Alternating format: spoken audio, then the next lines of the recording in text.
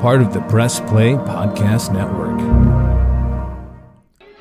Welcome back to another episode of the Full 40 College Basketball Podcast here on the Press Play Podcast Network. My name is Taylor Vanderbilt, and as always, I appreciate you tuning in to listen to me rant and ramble about my favorite sport, college basketball. First and foremost, I want to say shout out to Chase.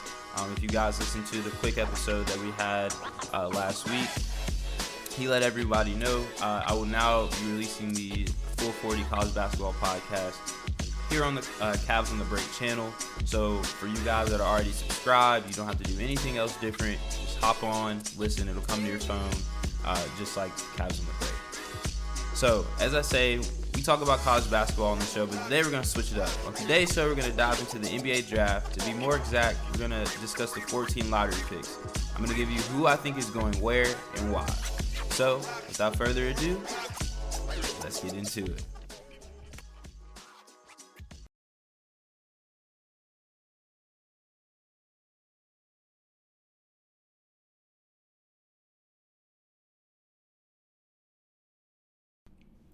So the NBA Finals ended last night. We saw Steph Curry get championship number 4. I guess Draymond and Klay as well get championship number 4. Saw Steph get his first Finals MVP, which was well-deserved. But now we should shift our focus, and all I can personally think about is the NBA draft and who is going where, which is why it's always been so fun for me to make mock drafts. This year is a fun year, to me in particular, because there's so much good talent throughout this draft. With that being said, let's start with the last pick of this year's lottery, and one I feel that would be of interest to the listeners of this podcast and this channel, the Cleveland Cavaliers here at number 14. So this year the Cleveland Cavaliers had the 14th pick. After making it to the play-in, I feel like the next step for this team is actually making it into the playoffs, if you will. This team is young. They have very, very good potential to be very, very good in the future. I mean, if you look at the roster that Kobe Altman and the new GM Mike Gansey have to work with, they have a lot to work with. So starting at guard, you have Darius Garland, who's obviously one of the best young guards in the league. You pair him with a now healthy Caris LeVert, which I think he is, when healthy, one of the best wing scorers that we have in the NBA. To me, that's a backcourt I think any coach would love to have. So now shift to the front court. I think it's easy to see that the Cavs have it made here with a solid rotation of Lauri Markkanen, Mobley, Jared Allen. Obviously, that only covers the power forward and center positions. So if you're seeing where I'm going with this, it of course leaves the 3 spot open. For me, I think the pick here, and some Ohio people might love this, is Malachi Branham from Ohio State. Malachi is a 6'5" wing. Like I said, he's out of Ohio State. The thing I love about him the most is that he's the same size as a guy like Isaac Okoro, but he gives you a little bit more offensively. Now, I know what you're thinking, like, well, Okoro's a defensive guy. We got LeVert. We got Garland that can score. Markkanen can score. Mobley can get a shot.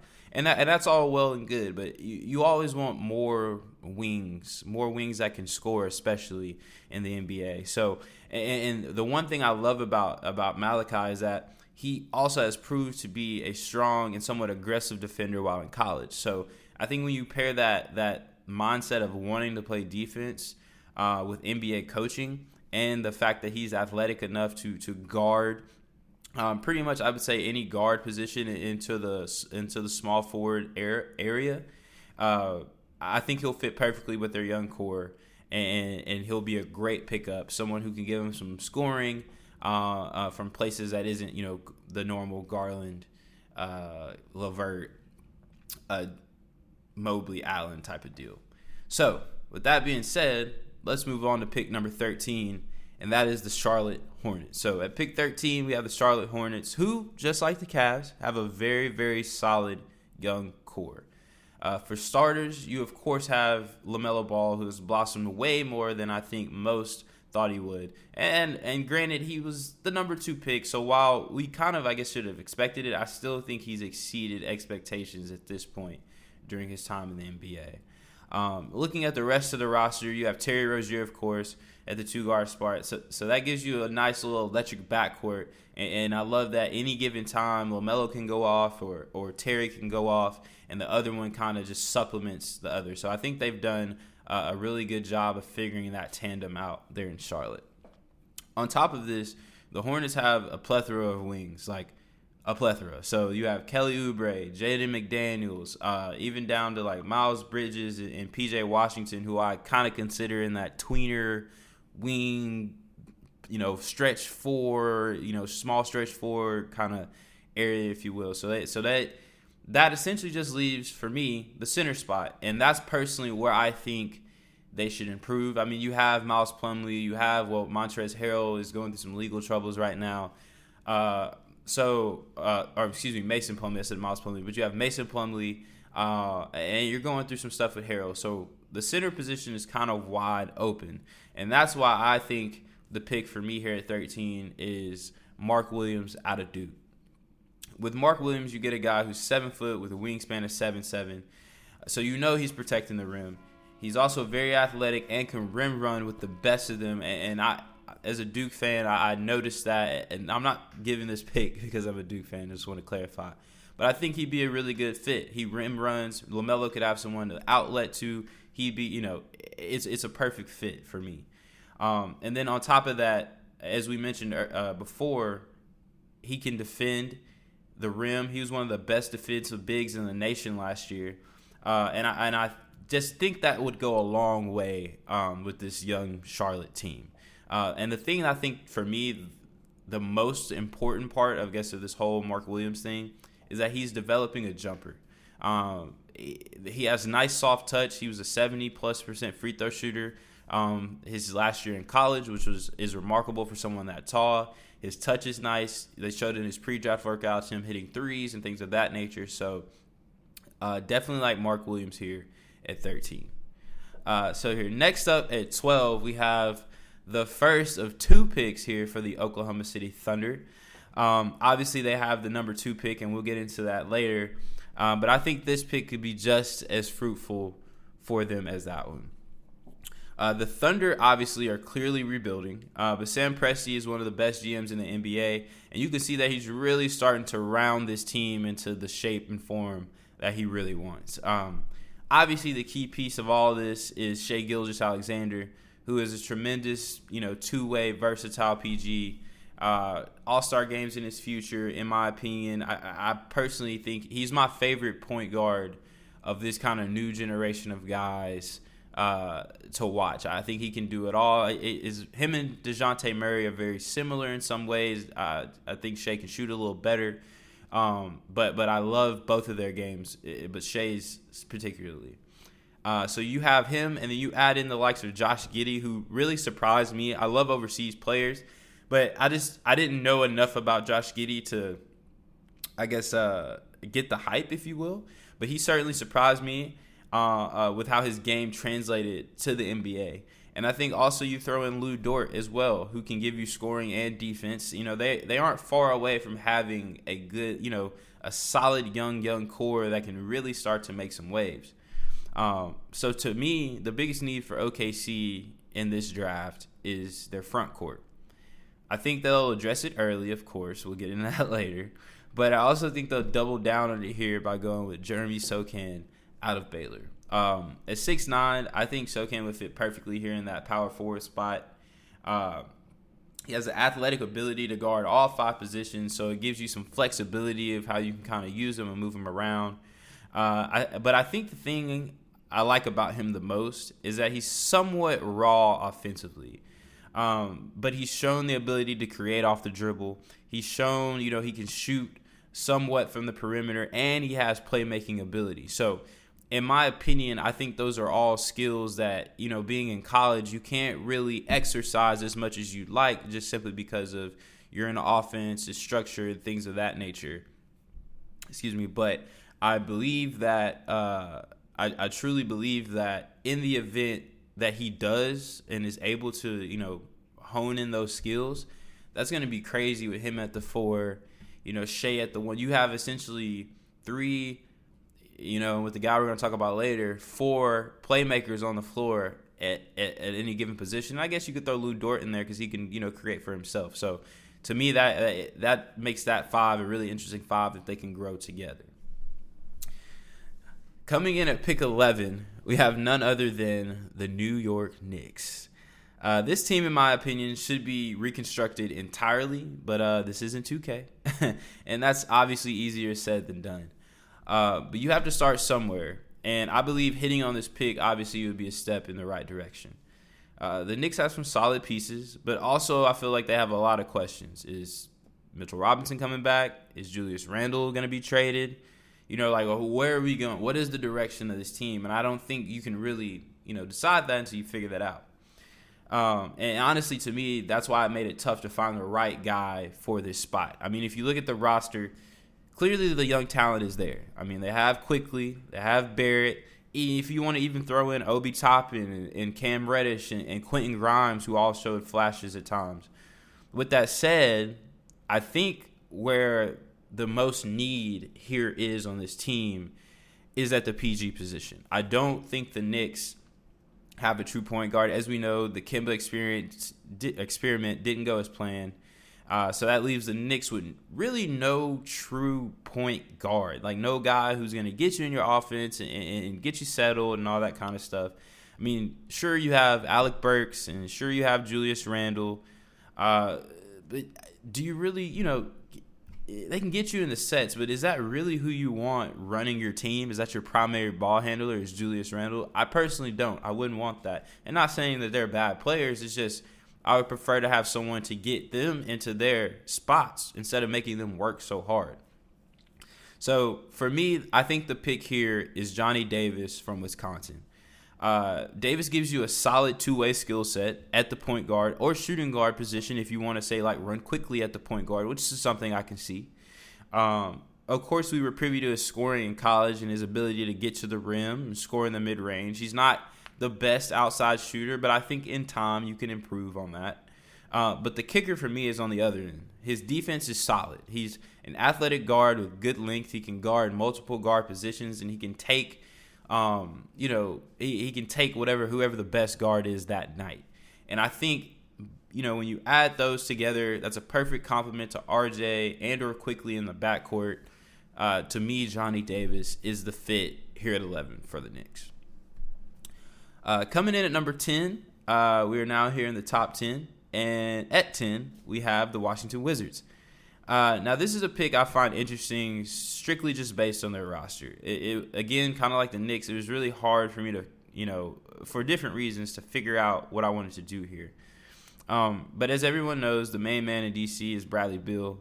So any piece that the Wizards would obviously need to complement him. Going down the rest of the roster, you look at Kuzma, Porzingis, KCP, like Kuzma and Porzingis give you a solid front court. They can score, but I mean, not necessarily the best defensively, but it's okay. It's solid. I mean, those are two really good players. I would take, either one of them on my team. But again, then you have KCP, who can give you some perimeter scoring. Same thing with Kuzma. He showed he can fill it up as well, which we kind of already knew, but he really blossomed in his role in Washington. Like I said, KCP, he can give you that, but he's just not as consistent as you'd like. And defensively, though, is where I think KCP kind of stands out. Lastly, you have Satoransky, who definitely showed he can facilitate the ball when given the opportunity, but I really just don't think he's the point guard of the future for this team. And that's the position that I'm going to go with. Back-to-back point guards here. I'm going to go with Ty Washington Jr. Now, Ty did go through some struggles and injuries while at UK, but I think he did show enough to warrant this pick. I think his style of play, the up and down, quick with the ball, really can playmate. I think it translates to the NBA because, like I said, he loves to use his speed, he can get into the lane, and he's a tremendous shooter, which I think obviously any team in the NBA would want. All that aside, the ability for him to handle, I think will help the Wizards the most because it'll take a true load off of Bradley Beal. Like I don't think anybody's worried about Satoransky enough to draw attention away from Bradley Beal. I think TyTy Washington can give you enough to worry about to where he can go get you 15, 20 points if you're leaving him open or worried about Bradley Beal, things of that nature. So, and also I think for Beal to give him a chance to conserve energy, he won't have to work so hard to get to his spots, to get to his, to get buckets. So that's why I think TyTy is the pick there at number 10.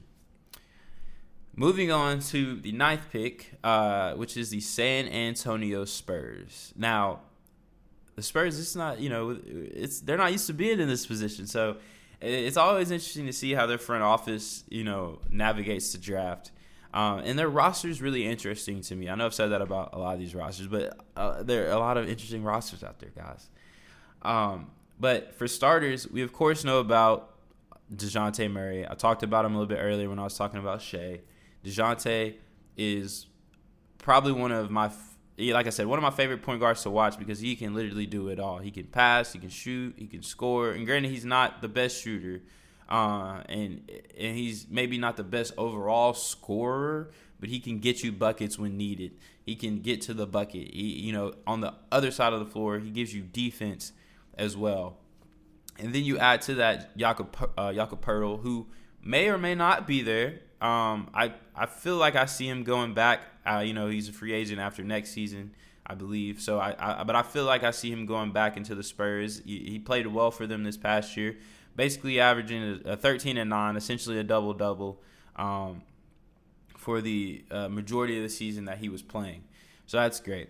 From there, you got a bunch of young wings, and that's what I really like about this team. They have Devin Vassell, Lonnie Walker, Keldon Johnson, even Josh Richardson over there. And it kind of makes it crowded at the 2 and 3 spots, but I really do like how, their collection of wings.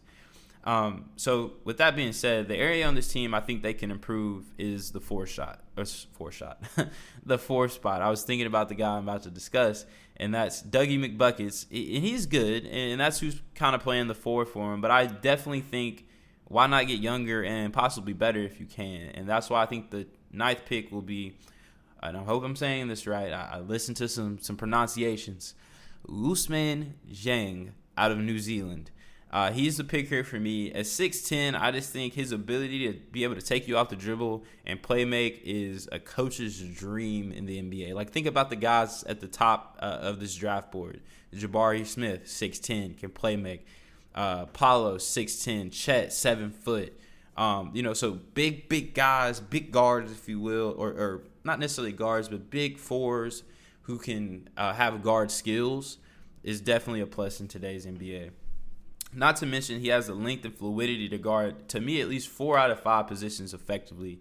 I want to see him be able to – I don't know about the center position just yet. I think he can do it personally, but I'd like to just see it first because NBA centers are a lot bigger and stronger than you might find in New Zealand.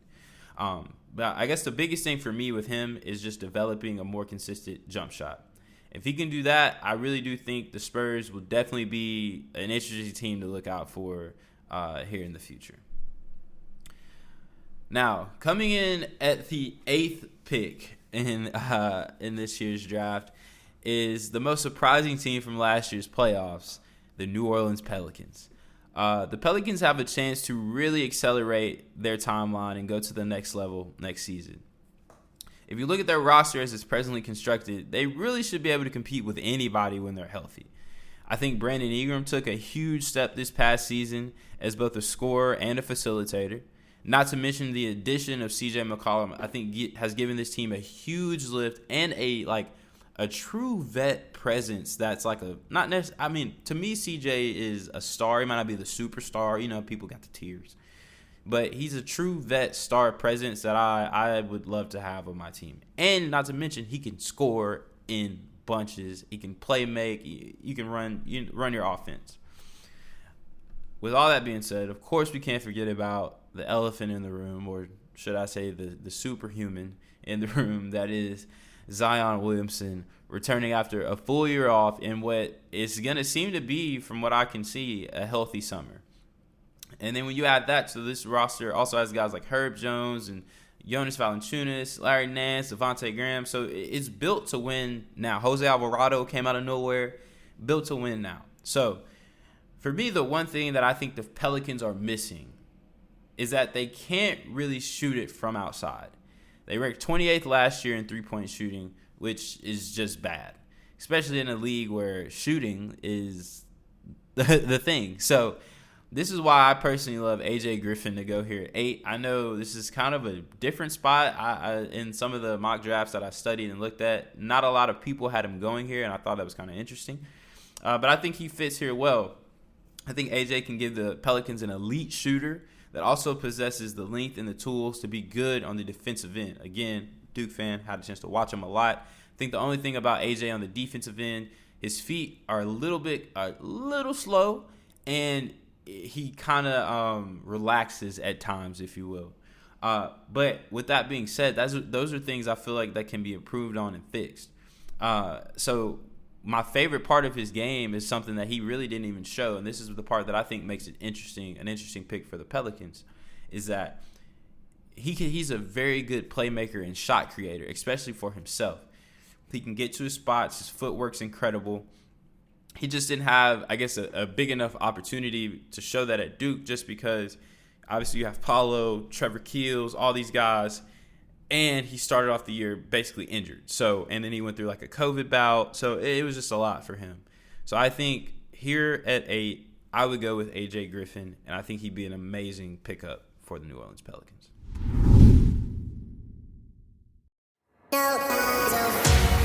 Hey everyone, it's JD from the Hyman Podcast. Backed by popular demand, I'm excited to let you know that new episodes of the Hyman Podcast will drop every other Monday on Apple Podcasts, Spotify, or wherever you listen to your podcasts. We're going to continue the conversations we started last season and keep having those hard conversations. There is so much in store for you this season, and I'm excited to share it with you. Subscribe today so you don't miss a single moment. The Hyman Podcast, part of the Press Play Podcast Network.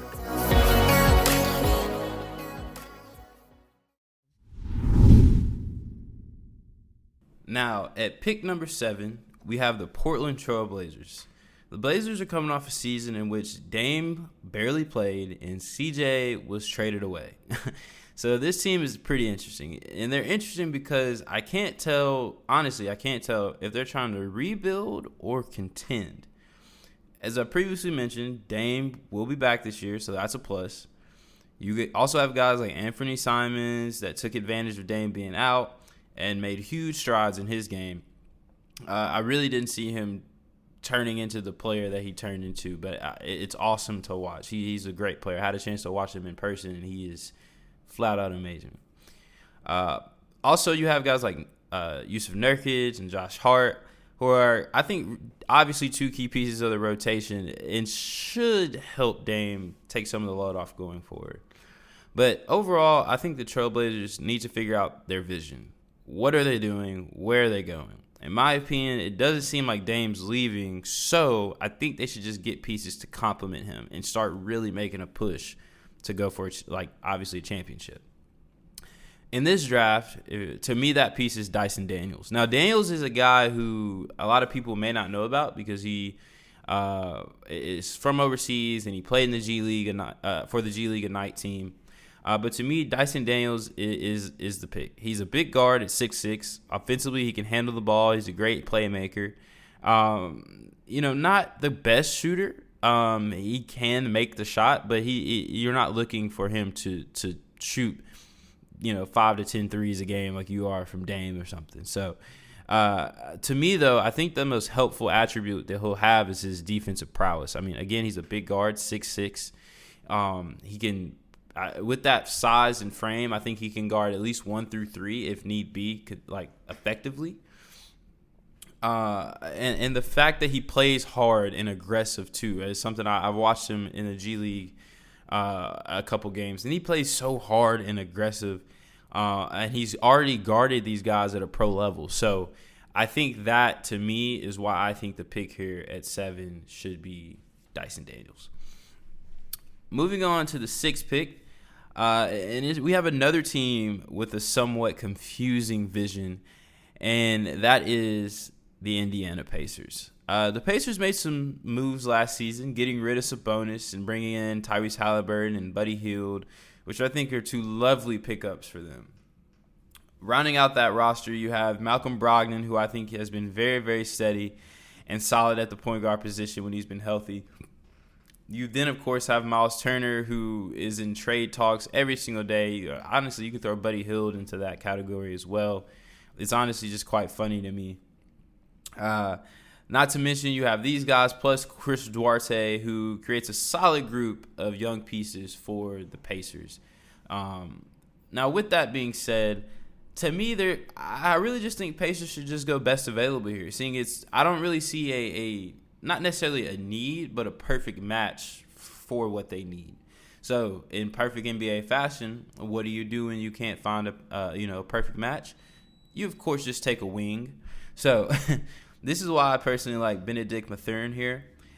He will give the Pacers lights out shooting, so another shooting wing, but he can also handle the ball, so he'll give Tyrese Halliburton, Malcolm Brogdon, he can give you some playmaking ability off the ball that those guys kind of either sit or, play alongside him and get to their spots and not work as hard.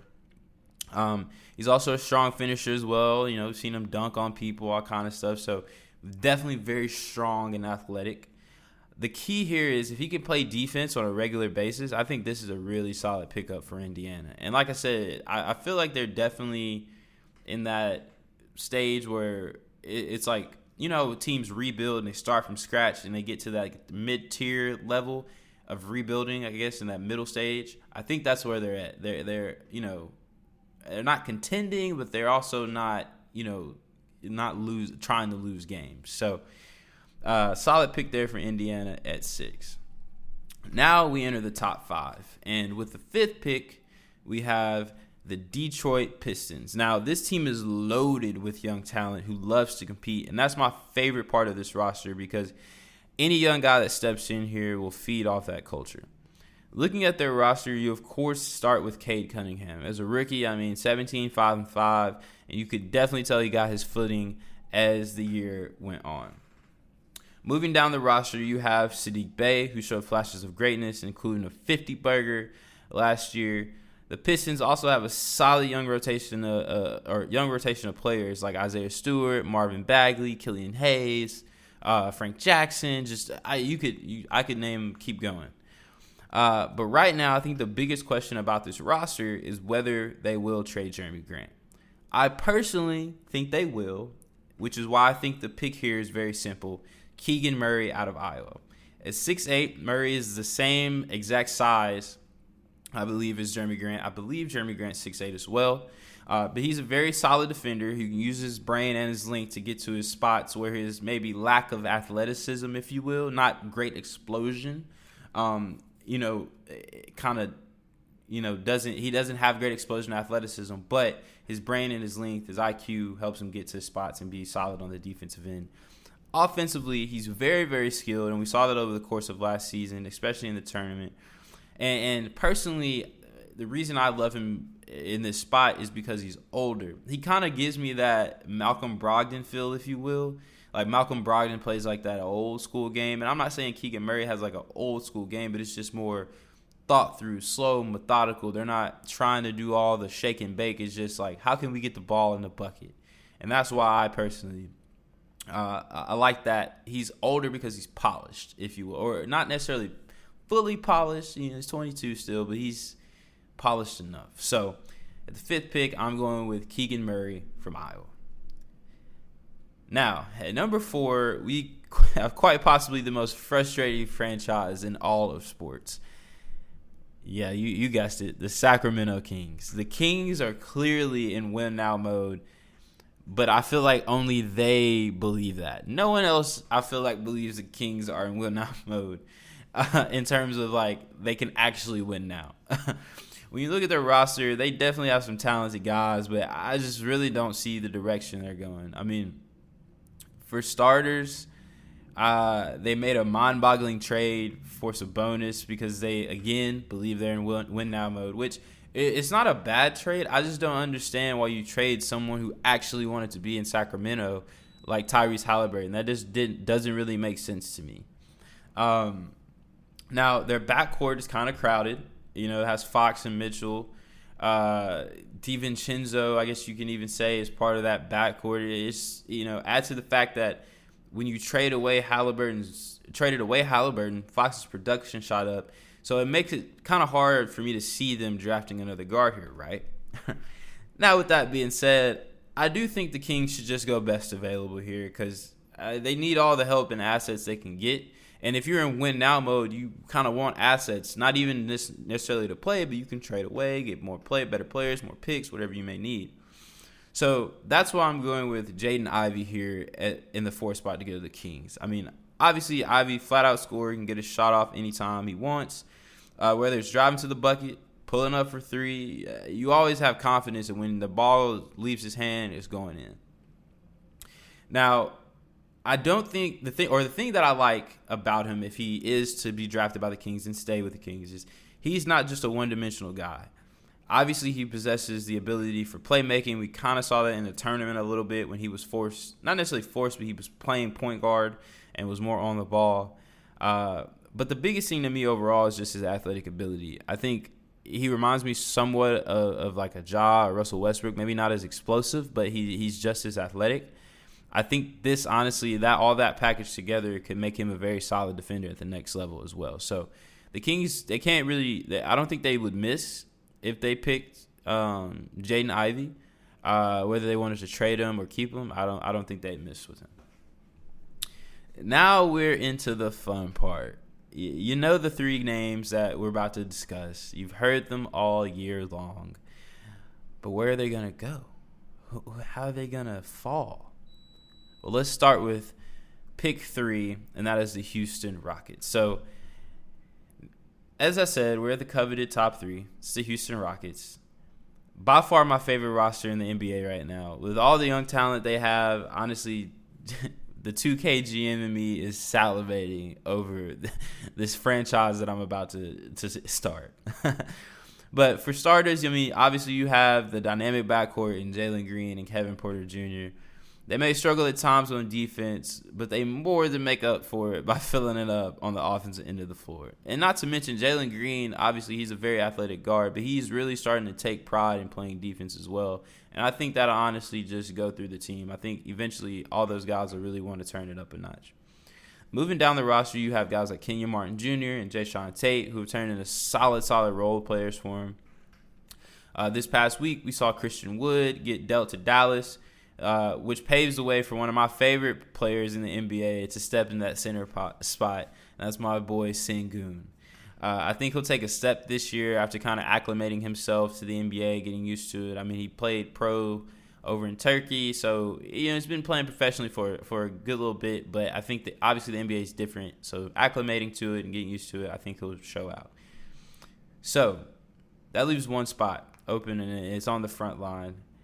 And that spot will be going to the guy that I think is the best player in this draft, and that's Paolo Banchero. Paolo showed us how dominant he could be at Duke, both inside and outside. At 6'10", and I think they measured him taller than that. I think he's 6'10", almost 6'11" without shoes on. So imagine he's a 7-footer basically during a game. He can handle the ball like a guard. He has great playmaking ability. The thing I love the most about him is that he has so much confidence in his game. And that's why I think his shot will be drastically improved at the next level with the spacing and all the things that come with that. So I personally love this pick for the Rockets. I think that it just adds to their young core. I love what they're going to try to do in terms of, on the offensive end. You literally have 5 guys that can get you a bucket at any time. Obviously, they're going to struggle a little bit defensively, but I think you can find enough supplemental pieces around that to kind of alleviate that, if that is the case. Now, the second pick, I feel like it's kind of obvious. I kind of gave it away earlier. And some of you, I'm sure, have already guessed based on that first pick. But yeah, we're going back to OKC. This time, we're going to fill in the center spot, though, and we're going to talk about that unicorn, Chet Holmgren. Chet is truly an anomaly. He's the definition for me of potential. Like when someone says the NBA drafts on potential, that is what I see in Chet. Right now, we know that he should definitely give you rim protection, though, regardless of what part of his games translate That rim protection and the ability to force tough shots on perimeter and kind of stick with perimeter guards and make them shoot over him is what he's definitely going to give you. Because all that takes is effort. Now, I also believe that his shooting, I believe that his traits will transfer. I don't necessarily know if it'll be as drastic as, say, video games may make it or a lot of people may think, but I do think they'll translate, especially his shooting ability. I think the ability for him to handle will turn into him handling to get into his spots within the post. Because that's something where he is kind of weaker at, and just because of his frame, is that's posting up, getting into his spot, that kind of deal. So I think he'll be able to handle that by using his dribble a little bit. As I just said, the biggest thing for me with Chet is mainly just him gaining weight. I think everyone in the NBA obviously is stronger, bigger, faster than they are in college and high school. So for him, Chet just needs to put on weight. And I think if he can do that and just continue to hone his skills and become more comfortable in his body, and sky's the limit for Chet. Sky's the limit.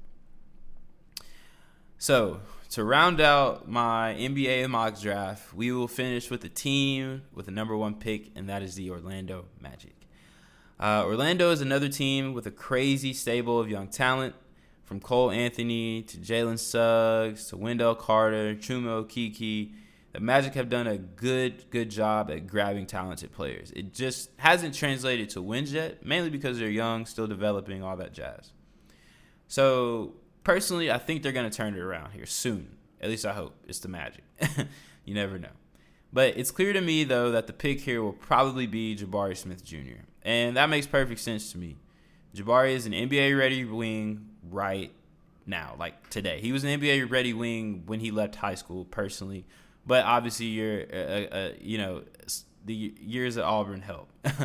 But his ability to shoot is arguably the best in the draft. Not to mention he can get that knockdown shot off anywhere on the court because he's 6'10", and he's super athletic. He jumps so high on his jump shot. And so that's why I think he's going to be a great scorer once he figures the game out in the NBA.